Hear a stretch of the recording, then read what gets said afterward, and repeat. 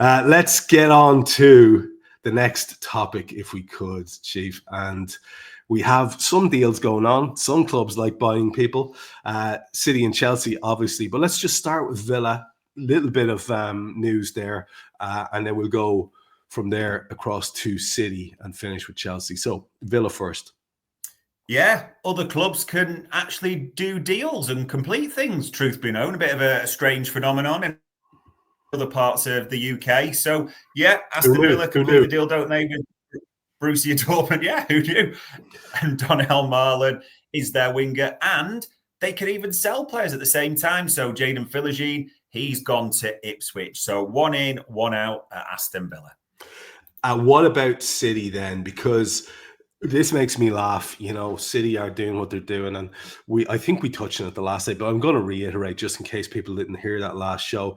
It makes me giggle to myself that City are about to do a couple of big deals. Theoretically, we saw them being linked with Marmoush. I'm not sure if that's gotten a little bit caught up in some bother, but we know that they're doing a deal for some young centre half. And we're looking at big money for all of them. And so, Dave, it reminds you, doesn't it, that they don't give a shit. They're quite happy. They understand what's going to happen with the charges.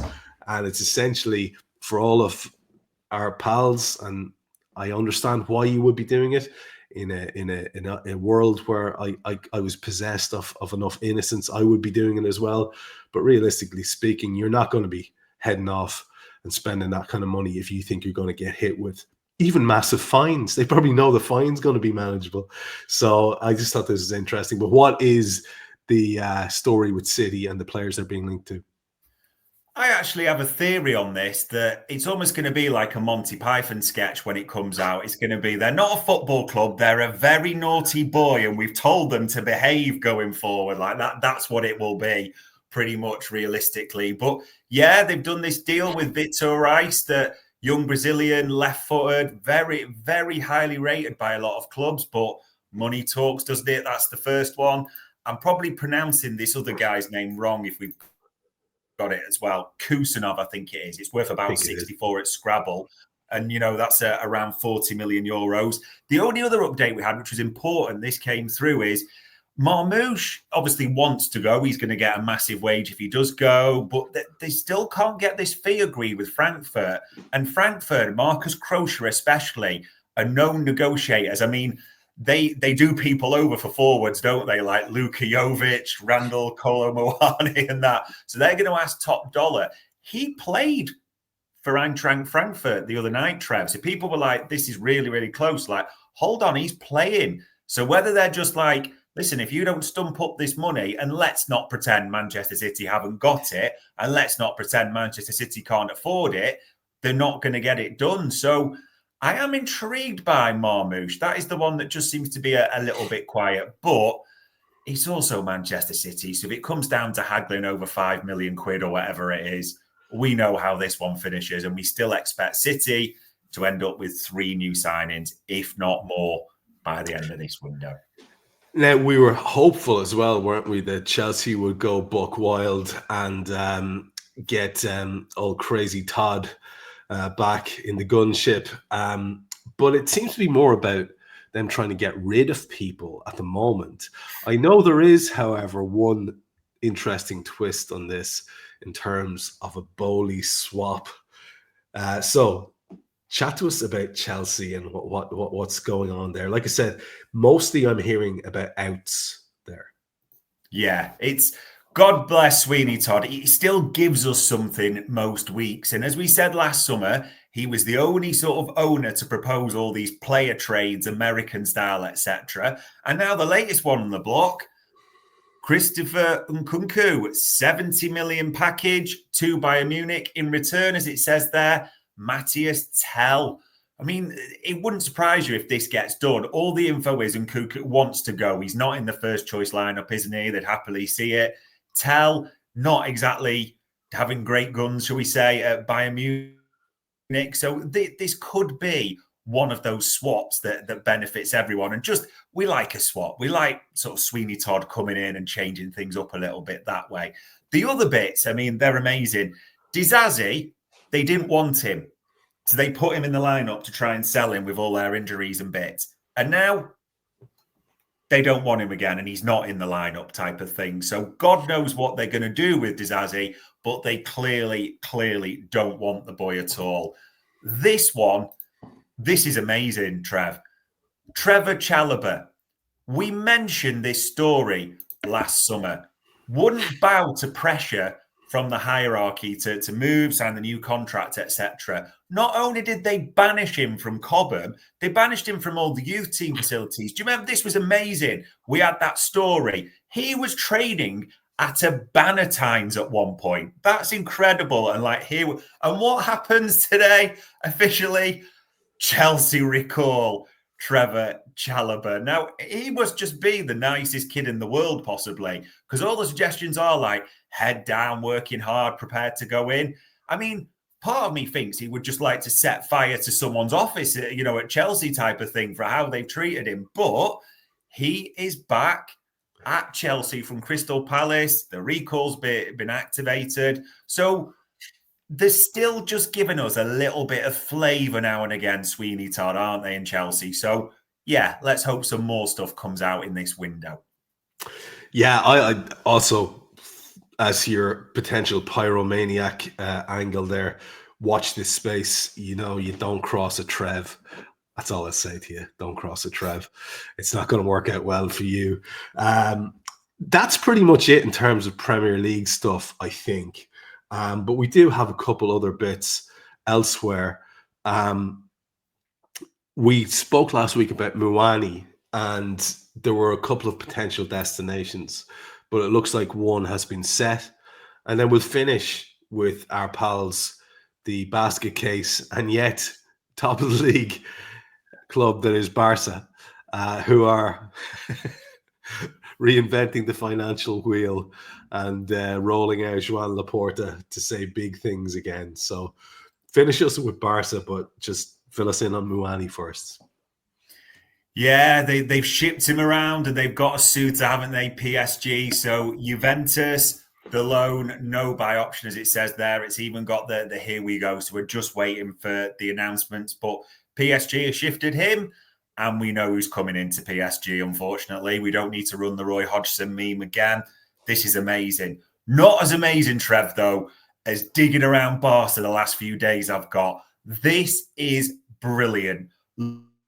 Laporta was genuinely under threat with this Pau Victor and Dani Olmo and not getting them registered. There was even murmurs like there was going to be one of those emergency presidential elections called and a chance to overthrow him and all this type of thing.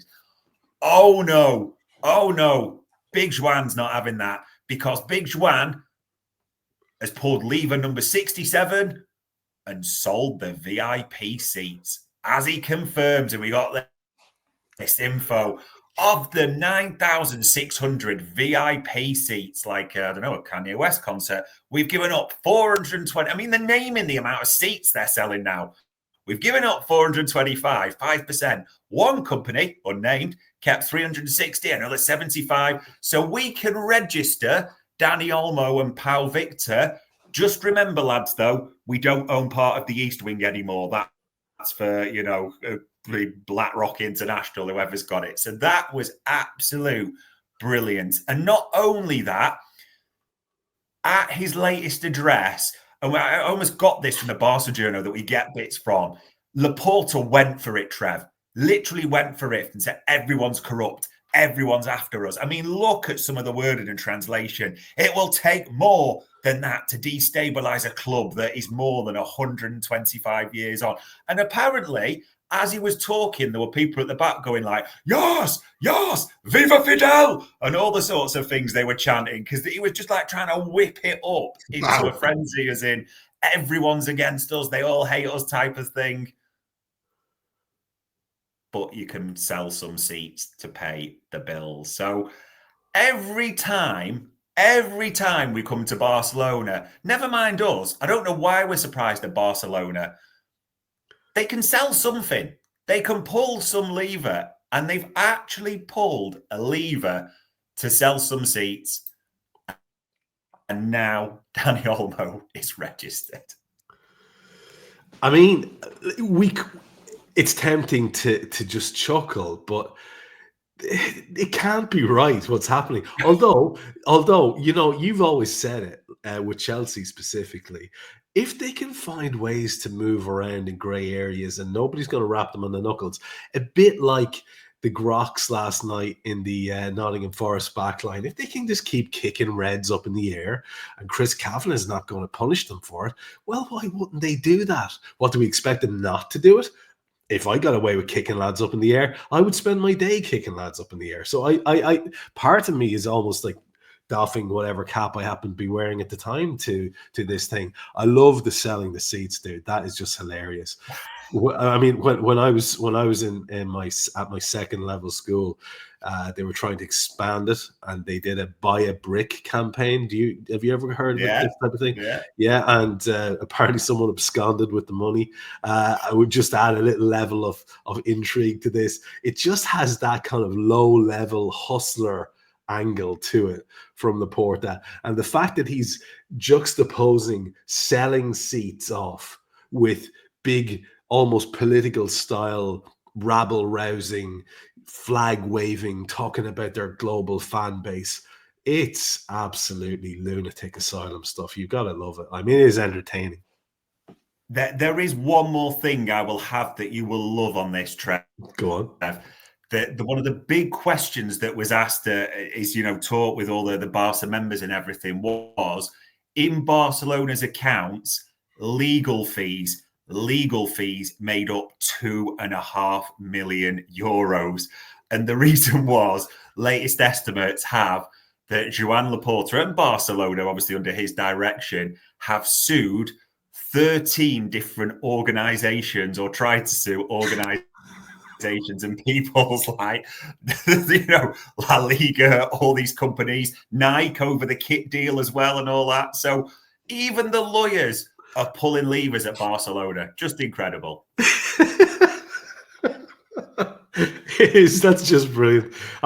You've just got to love that. I love the idea that they're just going around randomly suing people in the hope of a big payout so they don't have to sell 9,000 more seats.